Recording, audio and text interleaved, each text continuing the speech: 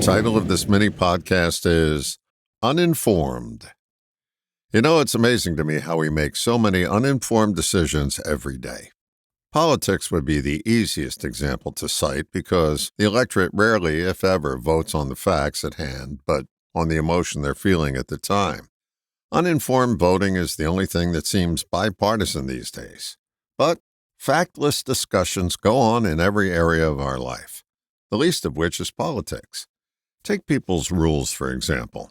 I've mentioned it before, but our rules are usually inherited before we know what inherited means. That means our rules are somebody else's rules that we got conditioned to. You can easily observe an uninformed belief when someone states a personal rule and indicates it should apply to everyone. Two things are at play here that these folks are unaware of. One, they're blind to the fact that they didn't arrive at that rule independently. Two, it doesn't apply to everyone just because it's the Bible for them.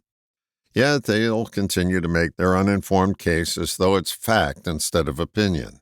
Exchanging opinions is the grist of conversation. Some can chat for hours without a fact entering the discussion.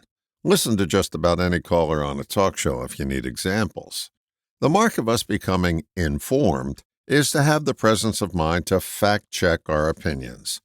That doesn't mean go looking for people who agree with you. That's sort of just putting gasoline on an out-of-control fire. The first step in this procedure is to examine your beliefs and determine how factual they are. It's eye-opening to find out how much of what we believe is devoid of evidence. Step 2 is to take that belief and put it in the opinion file. You become more informed and more believable when you label your position as opinion. When something is an opinion, it doesn't need the fight-to-the-death mentality that many employ when they believe they're arguing for their facts. Socrates said, "An unexamined life is not worth living." He could have easily substituted the word uninformed for unexamined, and the statement would have been just as relevant. The examination's purpose is to find out how much of you is not you. When you begin to strip away all that's been added, you become informed.